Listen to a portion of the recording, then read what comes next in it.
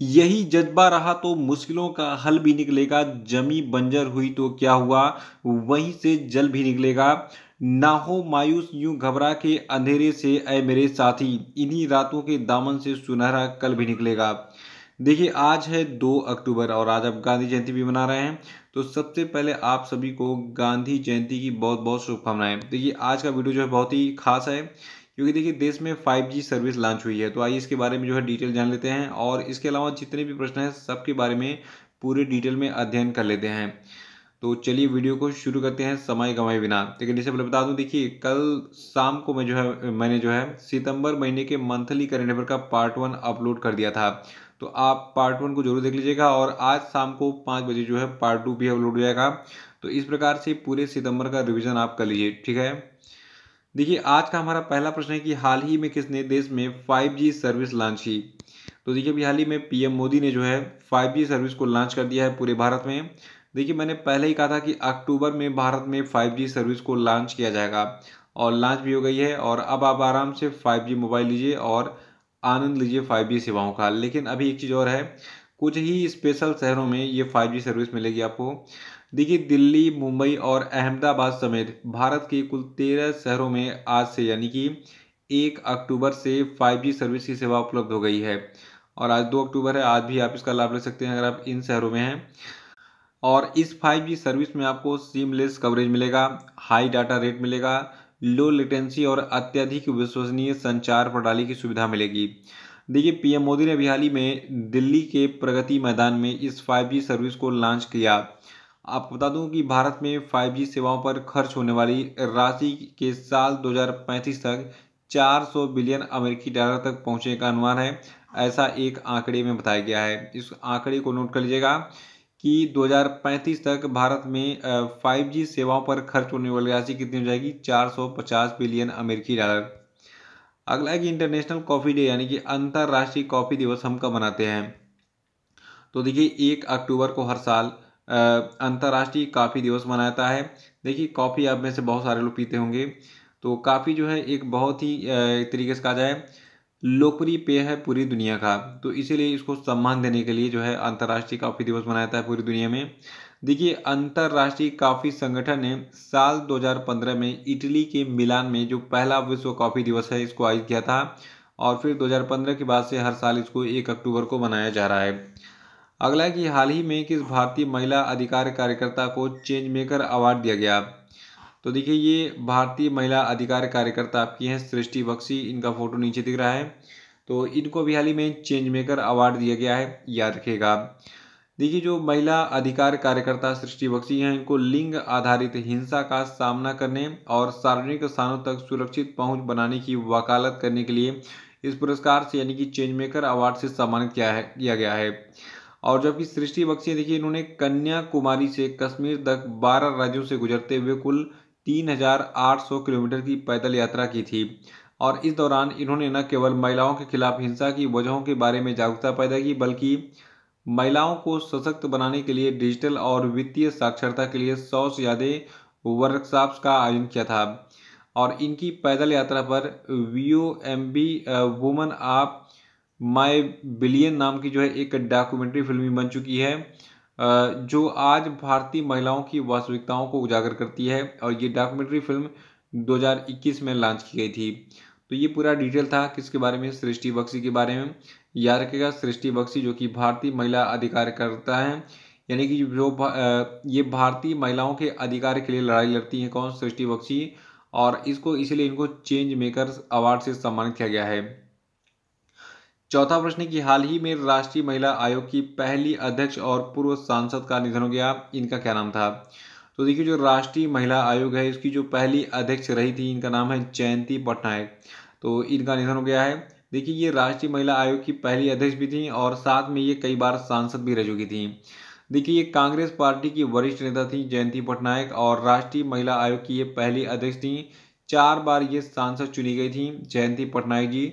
और ये ओडिशा के पूर्व मुख्यमंत्री JB पटनायक की पत्नी थी। तो इनका भी निधन हो गया हाल ही में। अगला कि हाल ही में एयरटेल पेमेंट बैंक ने चालू वित्त वर्ष में कितने लाख माइक्रो ATM लगाने की घोषणा की है। तो देखिए, एयरटेल पेमेंट बैंक ने कहा है कि ये चालू वित्त वर्ष में यानी कि 22-23 के वित्तीय वर्ष में कुल 1.5 लाख ATM लगाएगा। देखिए जो एयरटेल पेमेंट बैंक है इसकी स्थापना जनवरी 2017 में की गई थी। मुख्यालय इसका नई दिल्ली में है और प्रबंध निदेशक और CEO इसके हैं अनुव्रत विश्वास। और छठवां है कि विश्व शाकाहार दिवस यानी कि वर्ल्ड वेजिटेरियन डे का मनाया गया। तो देखिए 1 अक्टूबर को हम विश्व शाकाहार दिवस भी मनाते हैं और इस दिवस पर लोगों को एक दिन मांस को छोड़कर केवल शाकाहारी भोजन खाने का आह्वान किया जाता है। देखिए विश्व शाकाहारी दिवस जो आपका है ये 1 अक्टूबर 1977 में पहली बार यूके वेगन सोसाइटी ने मनाया था और उसके बाद से यानी कि 1977 के बाद से ये हर साल पूरी दुनिया में मनाया जा रहा है। क्या? विश्व शाकाहार दिवस यानी कि वर्ल्ड वेजिटेरियन डे। और सातवां है कि हाल ही में राष्ट्रपति पुतिन ने कितने यूक्रेनी क्षेत्रों के विलय की घोषणा की है? तो देखिए जो रूस के राष्ट्रपति हैं व्लादिमीर पुतिन, इन्होंने कहा कि टोटल 4 यूक्रेनी क्षेत्रों को जो है अब हम रूस यानी कि रसिया का भाग बनाते हैं, इसमें विलय करते हैं। देखिए व्लादिमीर पुतिन ने रूस के दौरान 4 यूक्रेनी क्षेत्रों के अनुबंध की घोषणा की है और इसके लिए क्रेमलिन में आयोजित एक जो है समारोह में इसकी अनाउंसमेंट भी ऑफिशियली कर दी। और इन 4 शहरों का नाम क्या क्या है? देखिए ये 4 यूक्रेनी क्षेत्र आपके हैं डोनेट्स्क और लुहांस्क, जापोरिजिया और खेरसान। ठीक है, इन चारों का विलय अब जो है रूस में हो चुका है। और व्लादिमीर पुतिन ने अभी हाल ही में क्रेमलिन में आयोजित एक जो है समारोह में एक हस्ताक्षर भी किया एक अनुबंध पर कि ये अब सभी जो है रूस का हिस्सा होंगे। और देखिए पुतिन ने इन राज्यों में प्रमुखों की भी नियुक्ति कर दी है। तो अब इन जो 4 राज्यों को ऐड किया गया है जिनका नाम क्या है? डोनेट्स्क, लुहांस्क, जापोरिजिया और खेरसान। तो ये जो है इनके 4 प्रमुख भी जो है अब अपॉइंट हो चुके हैं। जैसे भारत में मुख्यमंत्री होता है एक तरीके से कहा जाए राज्य का चीफ, तो उसी प्रकार 4 चीफों की नियुक्ति कर दी गई इन क्षेत्रों में। तो याद रखिएगा 4 यूक्रेनी क्षेत्रों का विलय जो है ये अब रूस में हो गया है। अगला है कि 2013-14 के बाद से सरकार के द्वारा किया जाने वाला प्रति व्यक्ति स्वास्थ्य खर्च कितना फीसदी बढ़ा है? तो देखिए 2013-14 की वित्तीय वर्ष के बाद से सरकार के द्वारा किया जाने वाला जो प्रति व्यक्ति स्वास्थ्य खर्च है ये 74% बढ़ गया है। देखिए हाल ही में राष्ट्रीय स्वास्थ्य अनुमान 2018-19 जारी किया गया और देखिए इसमें कुल स्वास्थ्य व्यय में सरकार की जो हिस्सेदारी है ये 2013-14 के 28.6% से बढ़कर 2018-19 के 40.6% तक जो है हो गई।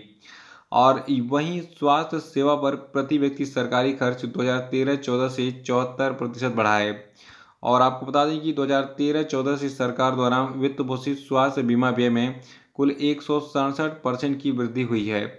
वहीं कुल स्वास्थ्य व्यय के प्रतिशत के रूप में प्रति व्यक्ति आउट ऑफ पॉकेट व्यय में जो है 16% अंकों की गिरावट आई है। और अगला है कि विश्व का सबसे बड़ा सफारी पार्क किस जगह बनाया जाएगा? तो देखिए दुनिया का जो सबसे बड़ा सफारी पार्क है ये गुरुग्राम हरियाणा में बनाया जाएगा।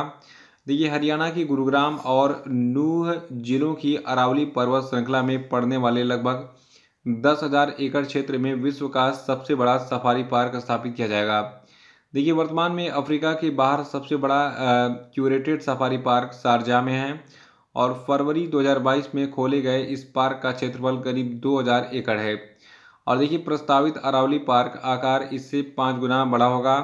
अरावली पार्क पर्वत की जो इस परियोजना है तो इसमें एक बड़ा herpetarium, aviary, bird park, big cats के 4 जोन, शाकाहारी जानवरों के लिए एक बड़ा क्षेत्र होगा।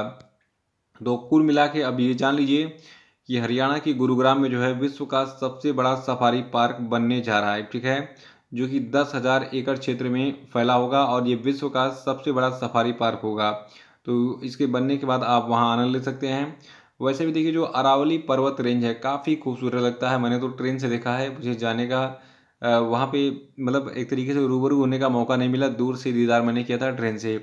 एक बार जब मैं राजस्थान से आ रहा था यूपी को लौट रहा था। ठीक है, तो अरावली पर्वत रेंज काफ़ी लंबा है, कई सारे राज्यों में फैला है।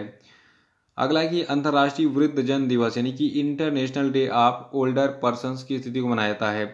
तो देखिए 1 अक्टूबर को हर साल अंतर्राष्ट्रीय वृद्धजन दिवस को मनाते हैं और 2022 के लिए इसकी थीम है बदलती दुनिया में वृद्धजनों का अनुरूपण। देखिए पहली बार 1 अक्टूबर 1991 को अंतर्राष्ट्रीय बुजुर्ग दिवस यानी कि अंतर्राष्ट्रीय वृद्धजन दिवस को मनाया गया था, जिसके बाद से इसे हर साल इसी दिन यानी कि 1 अक्टूबर को ही मनाया जा रहा है। तो ये थे आपके आज के सभी धुआंधार मोस्ट इंपॉर्टेंट प्रश्न। और अब हम बात करेंगे आज के सभी क्वेश्चन वीडियो पे, तो सभी लोग कमेंट बॉक्स में आंसर देंगे। देखिए पहला प्रश्न आप बोले कि भारत की पहली डिजिटल रूप से साक्षर पंचायत पुल्लमपारा किस राज्य में स्थित है, बताइए। देखिए मंथली करंट अफेयर का पार्ट 1 जरूर देख लीजिएगा, और जो फुल डिटेल वाली पीडीएफ है उसको डाउनलोड करके एक बार पढ़ जाइए, क्योंकि समय कम है आने वाली परीक्षा के लिए और रिवीजन बहुत जरूरी है। तो डाउनलोड कर लीजिएगा। और दूसरा प्रश्न आपके लिए कि केंद्रीय एमएसएमई मंत्रालय के द्वारा आयोजित राष्ट्रीय एसटी हब कॉन्क्लेव का मेजबान कौन था, बताइए कौन सा राज्य था। और तीसरा कि विश्व बौद्धिक संपदा संगठन द्वारा जारी रैंकिंग के अनुसार भारत ग्लोबल इनोवेशन इंडेक्स 2022 में 132 देशों में किस स्थान पर पहुंच गया, बताइए। चौथा कि हुरून की अंडर 40 रिच लिस्ट में पहले स्थान पर कौन है, बताइए। और पांचवा है कि लता अ लाइफ इन म्यूजिक पुस्तक के लेखक कौन है, बताइए। और अब हम बात करेंगे कल के पूछे गए सभी क्वेश्चन अपडेट के क्षेत्रों की। देखिए कल का पहला प्रश्न था कि हाल ही में खबरों में रही तमीरा पानी नदी किस राज्य में स्थित है, तो देखिए तमिलनाडु में स्थित है। और दूसरा था कि भारत के दूसरे चीफ ऑफ डिफेंस स्टाफ कौन बने हैं, तो देखिए इनका नाम है अनिल चौहान। और तीसरा था कि भारतीय पुरातत्व सर्वेक्षण ने हाल ही में किस राज्य में बौद्ध गुफाओं और मंदिरों के अवशेष पाए हैं, तो देखिए राज्य है मध्य प्रदेश। और चौथा था कि भारत के नए अटॉर्नी जनरल के रूप में किसको नियुक्त किया गया है, तो देखिए आर वेंकट मणि जो है ये भारत के नए अटॉर्नी जनरल बन गए हैं। और पांचवा था कि विश्व हृदय दिवस कब मनाता है, तो देखिए 29 सितंबर को विश्व हृदय दिवस मनाते हैं। तो इसी के साथ आज का वीडियो समाप्त होता है। जय हिंद जय भारत। मंथली करंट अफेयर का वीडियो देखकर उसको रिवाइज कर डालिए। धन्यवाद।